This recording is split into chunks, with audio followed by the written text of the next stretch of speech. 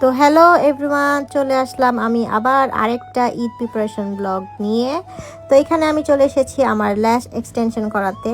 তো যেহেতু সামনে ঈদ, এবার ইচ্ছা ছিল ল্যাশটা এক্সটেনশন করাবো, এর জন্য আমি চলে গিয়েছিলাম হচ্ছে ম্যাডিংটনে।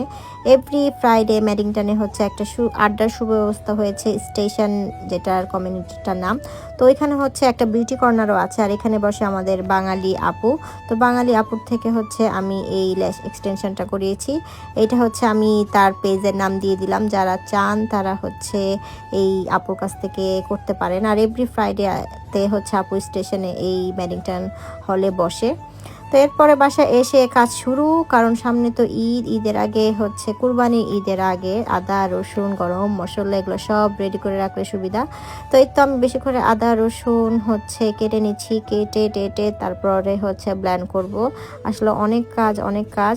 একটা সুবিধা এই দেশে হচ্ছে রসুন এরকম ছিলা পাওয়া যায়, সহজে একটু ব্লেন্ড করা যাবে। রসুন বাছতে তো না হলে সারাদিন চলে যেত। তো রসুন আর বাছতে হবে না, রসুন রেডি আছে। তাও হচ্ছে ঈদের আগে বেশি করে আদা রসুন বেটে রাখলে সুবিধা হয়। তারপরে হচ্ছে আমি আর সারিন একটু খুনসুটি করতেছিলাম। সারিন কিন্তু সবসময় আমার সাথেই থাকে, মামার সাথেই থাকে। আসলে কি করবে, সারাদিন ও আর আমি একা বাসায়। ঈদের কোনো আমেজ নাই, কোনো গরু নাই, হাম্বা নাই, কিচ্ছু নাই, ছাগল নাই। মানে কালকে আমাদের ঈদ, মনেই হচ্ছিল না যে কালকে ঈদ। আর আমি বলতেছিলাম এত তাড়াতাড়ি কেন ঈদ আসলো, আমার তো ঈদের কোনো ফিলই পাচ্ছি না। তো যাই হোক, ওর বাবা তো অফিসে, ওর বাবা বাসায় থাকলে হয়তো ভালো লাগতো। ওর বাবাও তো বাসায় নেয়। ওর বাবা এবার নর্মালি 2-3 দিন অফ নেয়, কিন্তু এবার ঈদে জাস্ট ওই ঈদের দিনই অফ ডে নিয়েছে, আর বাকি দিন আর অফ নেয়নি অফিস। তো যাই হোক, কিছু করার নাই। এর জন্য হচ্ছে আমি মনমরা হয়েই কাজ করতেছি, কারণ আমি তো ঈদের কোনো ফিলই পাচ্ছিলাম না যে তাড়াহুড়া করে করব। তো এই তো আমি গরম মশলা ঢেলে নিচ্ছি। গরম মশলাও কিনে নিয়ে এসেছিলাম একবারে কোরবানি ঈদের জন্য। তো বাজার সদাই টুকটাক সব কমপ্লিট। এখন হচ্ছে সব হচ্ছে জায়গায় রাখবো। আর এই মশলাদানিটা কার কার আছে হাত তুলো। এই মশলাদানিটা অনেক ইউজফুল। এটা হচ্ছে আমি 2টা নিয়েছিলাম। একটা হচ্ছে আমার হলুদ, লবণ, মরিচ এগুলো রাখি, আরেকটাতে হচ্ছে এরকম গরম মশলা রাখি। তো এইটা অনেক ইউজফুল আমার কাছে মনে হয়। একটার মধ্যে একটা মুখা খুললেই সব কিছু পাওয়া যায়।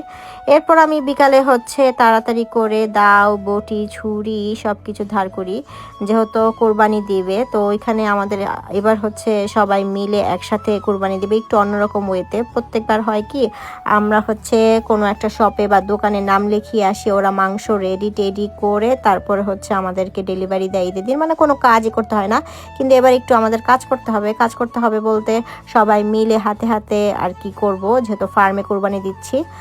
কয়েকটা ফ্যামিলি মিলে ফার্মে কোরবানি দিব। এর জন্য হচ্ছে এই দাও বটি টটি সব কিছু আগের থেকে রেডি করে রাখছি।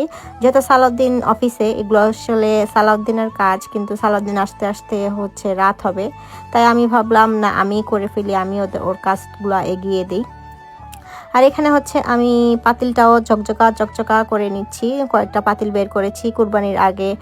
সুন্দর সুন্দর বড় বড় পাতিলগুলো নামিয়ে হচ্ছে এরকম আগের দিনে ধুয়ে টুয়ে রেখে দিই, জানি সকালবেলা আর সহজ হয়, রান্নাবান্না করতে সহজ হয়। তো এই তো পাতিলটা সুন্দর করে ধুয়ে নিলাম। সবগুলো পাতিল আস্তে আস্তে ধুবো। তারপরে হচ্ছে এই দাও বটি ছুরি সব কিছু ভালোই ধার করেছি মোটামুটি। আর এই দেশে কুরবানি ঈদ কি এমনই, নিজেকে নিয়ে কাজে ব্যস্ত থাকি আর কি, যেহেতু সালাউদ্দিন অফিসে বললামই। আর বাংলাদেশের কোরবানি ঈদ তো অন্যরকম আমেজ, অন্যরকম মজা। জানি না কালকে গরু দেখতে পারবো নাকি। গরু দেখলে তো ভালো লাগবে, একটা ঈদের দিন হচ্ছে বাংলাদেশের মতন একটা ফিল পাবো। আর হচ্ছে বাংলাদেশে তো ঈদের আনন্দই অন্যরকম, ফ্যামিলি থাকে সাথে, তারপর হচ্ছে গরু দেখা যায়, একটা আমেজই অন্যরকম, তাই না? আর আমাদের বিদেশে এভাবেই হচ্ছে আমাদের কোরবানি ঈদগুলো কাটে। তো আর এখন হচ্ছে ঘর দোয়ার গোছাবো, রাত জেগে ঈদের রান্না করব। এই তো এভাবেই যাবে আমাদের ঈদ।